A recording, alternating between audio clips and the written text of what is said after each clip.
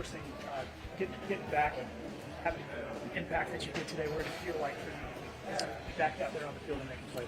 Honestly, it felt great, you know. I felt the energy on the sideline is different. Being back with the guys different. You could tell that guys felt the energy that I was bringing. But, I just wanted to bring some juice to the team. And I thought for the most part, defense played a pretty good game. Overshawn was saying that you guys came in on defense saying you knew with a backup quarterback in the game, you're going to have to give it everything you got to me. Was that the mentality going in? Did you feel that way too? I felt like we just had to get our best because, this is a rival game. Jalen Hurts, that offense is so explosive with the weapons they have. But, I think the mindset was, man, to kill them birds, really. Like I said, I believed in Cooper Rush. I didn't care who was at quarterback. Our defense, we got to do our job regardless.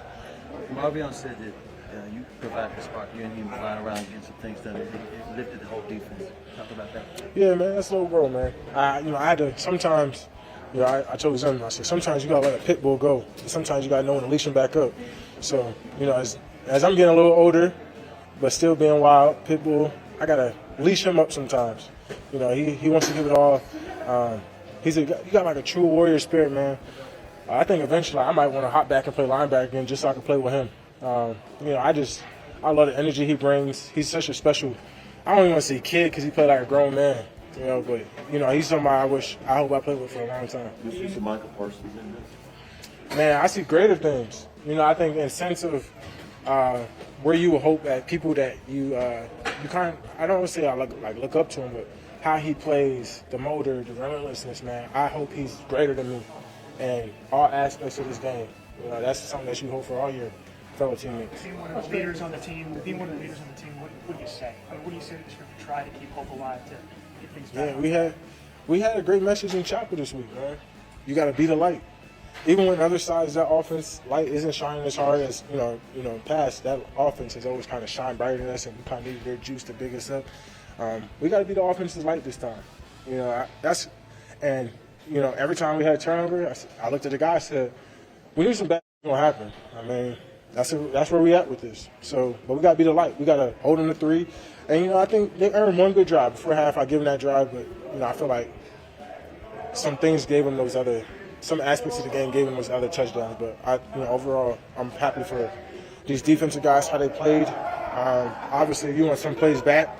A couple of those penalties cost us, but I'm happy in the direction where we're going.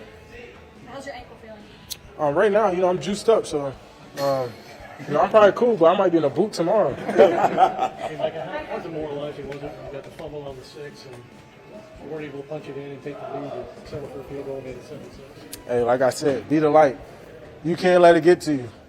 Understand that, our quarterback's out. Things ain't always going to be how you expect it. And you kind of just got to be the light, and I just sideline, bring the guys back up. It's hard. We got to do our job. We just got to get the ball back. So, it's one of them years where, like I said, it's challenging, but we got to be the light for everybody. Where were you when you heard the news about Dak? What was your reaction? And with him out, do you have to be more of a leader on game day? Yeah, for sure. I think this team needs a heart, a soul. Obviously, missing Dak and his energy, the things that he brings to this game. As I try to do that for our defense, I got to do it for the offensive guys too, and play harder and do everything I can to build this team back up. What was your reaction? Obviously devastating. Anytime you lose your starting quarterback, that you kind of banking on, it hurts everybody. Just as you're coming back. Yeah, just as I'm coming back. Mike's on the final year of his contract, so outside there's of course going to be questions. What's the sentiment inside the locker room, and what do you tell people who are wondering about whether Mike will be your coach next year? That's above my pay grade about if Mike is coaching again next year. But all coaching aside, Mike can leave and go wherever he wants. But the guys I kind of feel bad for is guys like Zach Martin and guys who might be on their last year on their way out. Because that's what I wanted to hold the trophy for. You want to win games and do great things with those type of legends who put in more time and work than Mike McCarthy ever did. So those are the kind of guys that I have so much sympathy and hurt for. You guys were 2-2. You got hurt. You're 3-6 now, and you're seemingly well out of the playoff picture. How do you contend with the feeling that the season is lost? Be the light. Even when it's dark as light up, bro. Thank you. Make sure you hit that subscribe button and ring the notification bell so you never miss an update. We're closing in on 12,000 subscribers, and we'd love your support to help us reach that goal. Now, let's get to the matter at hand. Micah Parsons is known for being outspoken, and after the Cowboys lost to the Eagles, he voiced some frustration. His comments were intended to reflect his desire to see the team perform at a higher level, especially for the veteran players like Zach Martin, who deserve a Super Bowl before they retire. But unfortunately, the way he said it didn't sit well with everyone. Parsons was quoted saying, "Mike McCarthy can leave and go wherever he wants," and added, "You want to win games and do great things with those types of legends who put in more time and work than Mike McCarthy ever did." These words immediately caught the attention of Cowboys fans, and let's just say, they sparked quite a bit of debate. Now, we've got to ask, what's your take on this? Cowboys Nation, do you think Micah's frustration was justified, or did he cross a line with his comments? Drop your thoughts in the comments below, and let's get the conversation going. Jory Epstein, who initially shared the quote, explained that Micah didn't mean to bash McCarthy. But despite his intentions, many fans, and even former players like Damian Woody, felt that Parsons' words were out of line. However, here's where things get interesting. NFL insider Jane Slater came to Micah's defense, saying that she doesn't believe Parsons was trying to undermine his coach. Slater, who has a lot of insight into the Cowboys locker room, emphasized that while Parsons probably didn't mean it the way it came across, his words still weren't helpful in the situation. And you know what? She's probably right.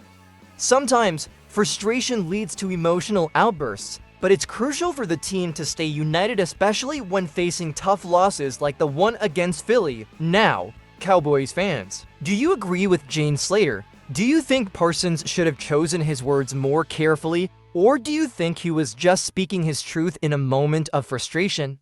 Let us know in the comments, and don't forget to take part in our poll on whether Micah Parsons was out of line or simply frustrated with the team's performance.